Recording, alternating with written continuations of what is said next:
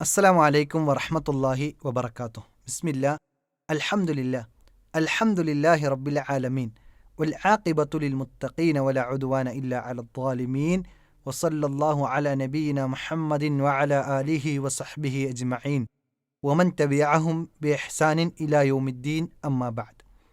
അല്ലാഹുമ്മ റബ്ബി ഇശ്റഹ് ലി സദ്രി വയസ്സിർ ലി അംരി വഹ്ലുൽ ഉഖ്ദത മിൻ ലിസാനി യഫ്ഖഹു ഖൗലി. ഏറെ സ്നേഹാദരനരായ സത്യവിശ്വാസികളെ, വിശ്വാസിനികളെ, റഹ്മത്തുള്ള ഖാസിമി ഈ ഇടയായിക്കൊണ്ട് ജൂതൻ്റെ സൃഷ്ടിയാണോ അതല്ല സംഘികളുടെ ചാരനാണോ എന്ന് സംശയിക്കേണ്ടിയിരിക്കുന്ന ഒരവസ്ഥയിലേക്കാണ് അദ്ദേഹത്തിൻ്റെ സംസാരങ്ങളൊക്കെയും പോകുന്നത്. അതല്ലെങ്കിൽ ഷിയാക്കളുടെ ഏജൻ്റാണോ എന്നും സംശയിക്കേണ്ടിയിരിക്കുന്നു.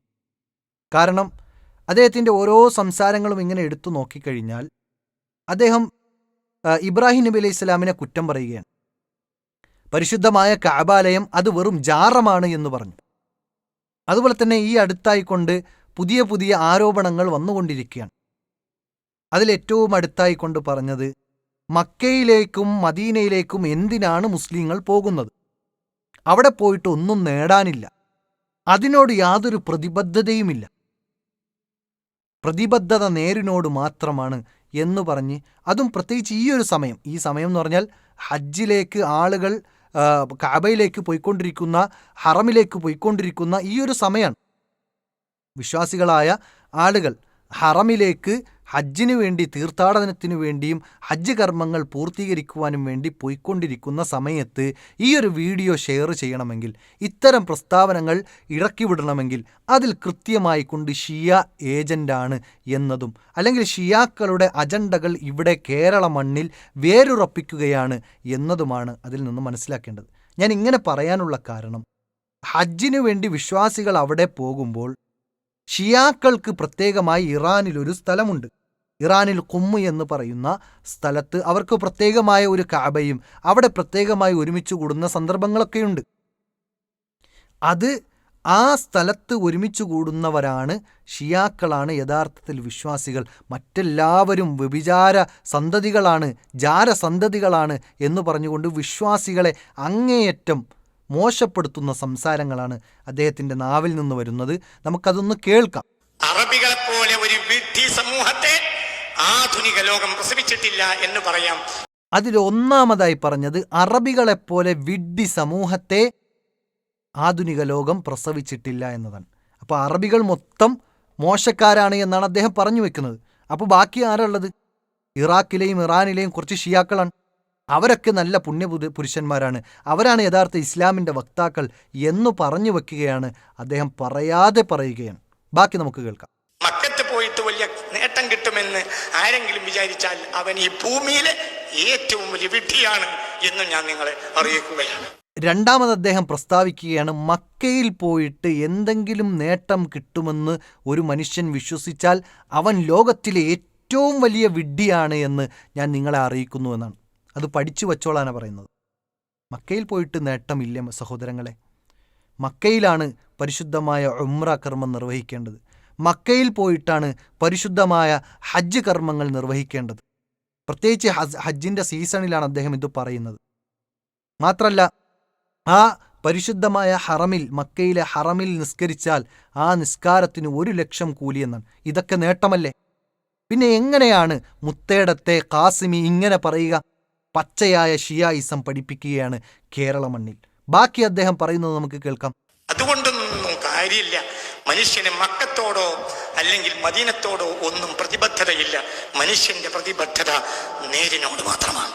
മൂന്നാമതായി പറഞ്ഞു വെക്കുന്നു, മനുഷ്യന് മക്കത്തോടോ മദീനത്തോടോ യാതൊരു പ്രതിബദ്ധതയുമില്ല എന്ന്.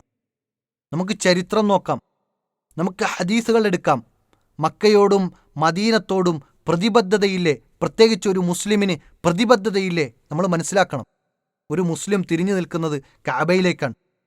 കഅബ സ്ഥിതി ചെയ്യുന്നത് മക്കയിലാണ്. ആ മക്ക പവിത്രമായ മക്കയാണ്. ആ മക്കയിൽ ഒരു ദുൽമും പ്രവർത്തിക്കരുത് എന്ന് അല്ലാഹു സുബ്ഹാനഹു വ തആല വിശുദ്ധ ഖുർആനിൽ ആയത്തിറക്കി. അവിടെ പാലിക്കേണ്ട മര്യാദകൾ പഠിപ്പിച്ചു. അവിടെയുള്ള സ്ഥാനങ്ങളും അതിൻ്റെ മഹത്വങ്ങളും വിശുദ്ധ ഖുർആനും തിരുവചനങ്ങളും നമുക്ക് പഠിപ്പിച്ചു. ഇനി മദീനയോട് പ്രതിബദ്ധതയില്ലേ? മദീനയോട് പ്രതിബദ്ധതയുണ്ട്. റസൂലുള്ളാഹി സ്വല്ലല്ലാഹു അലൈഹി വസല്ലമ മക്കയിൽ നിന്ന് മദീനയിലേക്ക് ഹിജറ പോകുമ്പോൾ ആ കഅബാലയം കാണുന്ന സമയം, മക്കയിൽ നിന്ന് അധികം വിദൂരമാകാത്ത സമയം, കഅബയിലേക്ക് തിരിഞ്ഞു നിന്നുകൊണ്ട് പ്രവാചകൻ സ്വല്ലല്ലാഹു അലൈഹി വസല്ലമ പറയുന്നുണ്ട്, നിന്റെ ആളുകൾ എന്നെ പുറത്താക്കിയില്ലായിരുന്നുവെങ്കിൽ ഞാനിവിടെ നിൽക്കുമായിരുന്നു എന്നാണ്. കാരണം പ്രവാചകൻ അങ്ങനെ സ്വന്തം നാട് വിട്ടുപോകാൻ, കഅബ എന്ന ആ പരിസരം സ്ഥിതി ചെയ്യുന്ന മക്കയെ വിട്ടുപോകാൻ ഒരിക്കലും ഇഷ്ടമില്ലായിരുന്നു.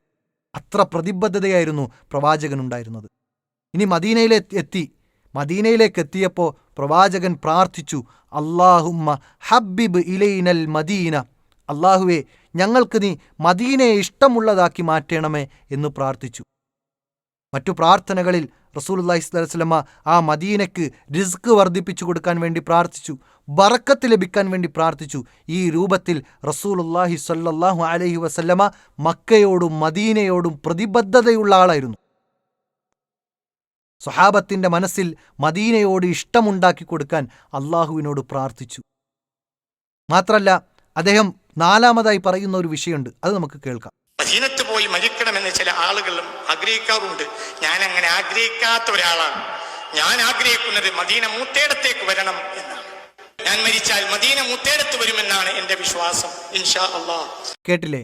മദീനത്തു പോയി മരിക്കണമെന്ന ചില ആളുകൾ ആഗ്രഹിക്കാറുണ്ട്, പക്ഷേ ഖാസിമി അങ്ങനെ ആഗ്രഹിക്കാറില്ല. മദീന മൂത്തേടത്തേക്ക് വരണം എന്നാണ് മൂപ്പര് പറഞ്ഞു വെക്കുന്നത്. സഹോദരിമാരെ, സഹോദരങ്ങളെ, മദീനയിൽ മരിക്കുക എന്നത് ഈമാനുള്ളവരുടെ ആഗ്രഹമാണ്. കാരണം റസൂലുള്ളാഹി സ്വല്ലല്ലാഹു അലൈഹി വസല്ലം ഒരു ഹദീസിലൂടെ പറഞ്ഞു, മനിസ്തതാഅ അൻ യമൂത ബിൽ മദീന ഫൽയമുത് ബിഹാ. ഒരാൾക്ക് മദീനയിൽ വച്ച് മരിക്കാൻ സാധിക്കുമെങ്കിൽ അവിടെ വച്ച് അവൻ മരിക്കട്ടെ എന്ന് റസൂലുള്ളാഹി സ്വല്ലല്ലാഹു അലൈഹി വസല്ലം വളരെ കൃത്യമായി കൊണ്ട് മദീനയെക്കുറിച്ചും മദീനയോടുള്ള പ്രതിബദ്ധതയെക്കുറിച്ചും അവിടെ മരിക്കുന്നതിൻ്റെ ഫളിനെക്കുറിച്ചും റസൂലുള്ളാഹി സ്വല്ലല്ലാഹു അലൈഹി വസല്ലം പഠിപ്പിക്കുമ്പോൾ എത്ര അസംബന്ധമാണ് ഈ റഹ്മത്തുള്ള ഖാസിമി. എന്തുകൊണ്ട് സമസ്തകൾ മിണ്ടാതിരിക്കുന്നു? സമസ്തയുടെ നേതാക്കന്മാർ എന്തുകൊണ്ട് ഇതിനെതിരെ സംസാരിക്കുന്നില്ല എന്നത് പ്രസക്തമായൊരു ചോദ്യമാണ്. സമസ്തയുടെ നേതാക്കന്മാർ ഇവരെ ഇപ്പോൾ പിടിച്ചു കെട്ടിയിട്ടില്ല എങ്കിൽ വലിയ നഷ്ടങ്ങൾ മുസ്ലിം സമൂഹത്തിന് നേടിക്കൊടുക്കുന്ന ഒരവസ്ഥയിലേക്ക്, അല്ലെങ്കിൽ വലിയ നഷ്ടത്തിലേക്ക്, ആഴത്തിലേക്ക് തള്ളിയിടുന്ന ഒരവസ്ഥയിലേക്ക് റഹ്മത്തുള്ള ഖാസിമിയുടെ സംസാരങ്ങൾ ഇനിയും നീണ്ടുപോകും എന്നത് തിരിച്ചറിയണം. അതുകൊണ്ട് സമസ്തയുടെ നേതാക്കന്മാർ ഇപ്പോഴെങ്കിലും ഒന്ന് പിടിച്ചുകെട്ടാൻ ശ്രമിക്കണം. സാധാരണ നാടൻ വർത്തമാനങ്ങളിൽ പറയാറുണ്ട്, ഇപ്പോൾ കൊണ്ടുപോയാൽ വണ്ടിയിൽ കൊണ്ടുപോകാം, കുറച്ച് കഴിഞ്ഞാൽ പിടിച്ചു കെട്ടി കൊണ്ടുപോകേണ്ടി വരും എന്ന് പറയുന്നത് പോലെ ഇപ്പോൾ പിടിച്ചു കെട്ടിയാൽ അദ്ദേഹത്തെ നിലക്ക് നിർത്താൻ സാധിക്കും. അതല്ല, നിങ്ങൾക്ക് നിലക്ക് നിർത്താൻ സാധിക്കുന്നില്ല എങ്കിൽ അദ്ദേഹം വലിയ ദുരന്തത്തിലേക്കാണ് ഈ സമൂഹത്തെ കൊണ്ടുപോയിക്കൊണ്ടിരിക്കുന്നത്. അതിലുമപ്പുറം ആശ്ചര്യമുള്ള ഒരു വിഷയം എന്നുള്ളത്, ഇത്രയും വലിയ അസംബന്ധങ്ങൾ പറഞ്ഞിട്ടും കേൾക്കാൻ കുറേ ആളുകളുണ്ടല്ലോ എന്നാണ്. അവരുടെ മനസ്സിലും അവരുടെ തലയിലും തലച്ചോറില്ലേ എന്ന ഒരു ചോദ്യവും അവിടെ ബാക്കിയുണ്ട് എന്നത് വളരെ പ്രസക്തമാണ്. ഇനി അദ്ദേഹം പറയുന്ന ബാക്കി ഭാഗം നമുക്ക് കേൾക്കാം. അറബികളെപ്പോലത്തെ വിഡ്ഢികൾ ലോകത്തില്ല. അറബികൾ മുഹമ്മദ് നബിക്കെതിരാണ്, ഇസ്ലാമിനെതിരാണ്, ഖുർആനെതിരാണ്. കേട്ടില്ലേ? അറബികളെപ്പോലെ വിഡ്ഢികൾ ലോകത്ത് വേറെ ആരുമില്ല. അറബികൾ ദീനിനെതിരാണ്, മുഹമ്മദ് നബി സ്വല്ലല്ലാഹു അലൈഹി വസല്ലമയ്ക്കെതിരാണ്, അള്ളാഹ്ക്കെതിരാണ് എന്നാണ് പറഞ്ഞു വെക്കുന്നത്. എന്നാൽ സഹോദരങ്ങളെ, മക്കയും മദീനയും ഒന്ന് എടുത്തു നോക്കിയേ. ഹറമൈൻ ഷെരീഫൈൻ, അതിലെ പണ്ഡിതന്മാർ, അതിലെ സേവകർ, അതിൻ്റെ രാജാക്കന്മാർ, ഇവരൊക്കെയും അറബികളല്ലേ? അവരൊക്കെ ദീനിന് സേവനം ചെയ്യുന്ന വ്യക്തികളല്ലേ? എങ്ങനെയാണ് ഇങ്ങനെ പറയാൻ സാധിക്കുക? അപ്പം മക്കയെയും മദീനയെയും സംരക്ഷിക്കുന്ന അറബികൾ അവർ വിഡ്ഢികളാണ് എന്ന് പറയുമ്പോൾ അതിലൂടെ പറഞ്ഞു വെക്കുന്നത് ഷിയാക്കളാണ് നല്ലത് എന്നാണ്. ഹറമൈൻ, അതായത് മക്കയും മദീനയും, അതൊക്കെയും വിഡ്ഢികളാണ് ഭരിച്ചുകൊണ്ടിരിക്കുന്നത് എന്നൊക്കെ പറഞ്ഞ് ആ മക്കയെയും മദീനയെയും നിസാരമാക്കി നിന്ദിക്കപ്പെട്ടു. അതുപോലെ തന്നെ അതിനെ പരിപാലിക്കുന്ന അറബികളെയും നിന്ദിക്കപ്പെട്ടു. എന്നിട്ട് ആരെയാ വെള്ളപൂശുന്നത്? ഷിയാക്കളെയാണ് വെള്ളപൂശുന്നത്. നമുക്ക് ബാക്കി ഭാഗം കേൾക്കാം. ഇമാം മഹദി വന്നാൽ മഹദി ഇമാമിന്റെ ഏറ്റവും വലിയ ശത്രുക്കൾ അറബികളായിരിക്കും. കേട്ടില്ലേ? ഇമാം മഹദി വന്നു കഴിഞ്ഞാൽ ആ മഹദിയുടെ ഏറ്റവും വലിയ ശത്രുക്കൾ അറബികളായിരിക്കും. അതായത് അഹ്ലുസുന്നത്തിന്റെ വക്താക്കൾ നാളെ ഇമാം മഹദി വന്നു കഴിഞ്ഞാൽ ആ മഹദിക്കെതിരായിരിക്കുമെന്ന് വ്യാജ പ്രചരണമാണ്.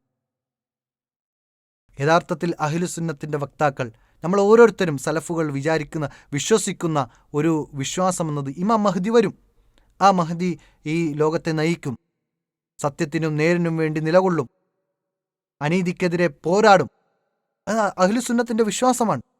എന്നാൽ ഇദ്ദേഹം പറഞ്ഞു വെക്കുന്നത് അറബികൾ, യഥാർത്ഥ അഹ്ലുസുന്നത്തിൻ്റെ വക്താക്കൾ, സലഫുകൾ, അവർ മഹദിക്കെതിരാകുമെന്നാണ്. എന്നിട്ട് ആരാണ് കൂടെ നിൽക്കുക? അത് പറയുമ്പോഴാണ് പലപ്പോഴും ഈ ഇന്ത്യയിലെ തീവ്ര ചിന്തകളുള്ള ഫാസിസത്തിൻ്റെ ആളുകൾ അവരുടെ ചാരന്മാരാണോ എന്ന് പരിശോധിക്കേണ്ടി വരുന്ന സംസാരമാണ് അദ്ദേഹം നടത്തി വരുന്നത്. നമുക്ക് ആ ഭാഗം ഒന്ന് കേൾക്കാം. ഇമാം മഹദിയുടെ ഏറ്റവും വലിയ അനുയായികൾ ഇന്ത്യയിലെ ഹിന്ദു ജനങ്ങളായിരിക്കും. അവർ BJP ആണെങ്കിൽ പോലും മനസ്സ് ശുദ്ധാണ്. കേട്ടില്ലേ? ഇന്ത്യയിലെ ഹിന്ദു ജനങ്ങളാണ് ഇമാം മഹദിയുടെ ഏറ്റവും വലിയ അനുയായികളെന്നാണ്. ഇമാം മഹദി ആരെ രക്ഷിക്കാനാണ് വരുന്നത്? ഇമാം മഹദി മുസ്ലിമീങ്ങളുടെ പ്രതിനിധിയായിക്കൊണ്ട് മുസ്ലിമീങ്ങളുടെ സംരക്ഷണം ഏറ്റെടുത്തുകൊണ്ടാണ് വരുന്നത്. പിന്നെ എങ്ങനെയാണ് ഇന്ത്യയിലെ ഹിന്ദുക്കൾ ഇമാം മഹദിയുടെ അനുയായികളായി മാറുക? പരിശോധിക്കണം. ഇദ്ദേഹത്തിൻ്റെ ഓരോ വാക്കുകളും കൃത്യമായ അജണ്ടകളുടെ അടിസ്ഥാനത്തിലാണ് എന്നത് ഇതിൽ നിന്നെല്ലാം തെളിയുന്നുണ്ട്. സമസ്തയുടെ നേതാക്കന്മാരെ, നിങ്ങൾ ഇദ്ദേഹത്തെ പിടിച്ചുകെട്ടിയില്ല എങ്കിൽ വലിയ ദുരന്തങ്ങൾക്ക് ഇദ്ദേഹം വഴിയൊരുക്കുമെന്നത് യാതൊരു സംശയവുമില്ല. അതുകൊണ്ട് ഇദ്ദേഹത്തെ പിടിച്ചുകെട്ടാൻ കഴിയുന്നവർ പിടിച്ചുകെട്ടുക. ഇദ്ദേഹത്തിൻ്റെ വേദികൾ അത് അവസാനിപ്പിക്കുക. ഇദ്ദേഹത്തിനൊരു വേദി കൊടുക്കാതെ അദ്ദേഹത്തിനെ നേരായ പാതയിൽ കൊണ്ടുവരാൻ വേണ്ടി പരിശ്രമിക്കുക. അള്ളാഹു അദ്ദേഹത്തിന് ഹിദായത്ത് നൽകി അനുഗ്രഹിക്കുമാറാകട്ടെ. വ ആഖിറു ദഅവാന അനിൽ ഹംദുലില്ലാഹി റബ്ബിൽ ആലമീൻ. അസ്സലാമു അലൈക്കും വറഹ്മത്തുള്ളാഹി വബറകാതുഹു.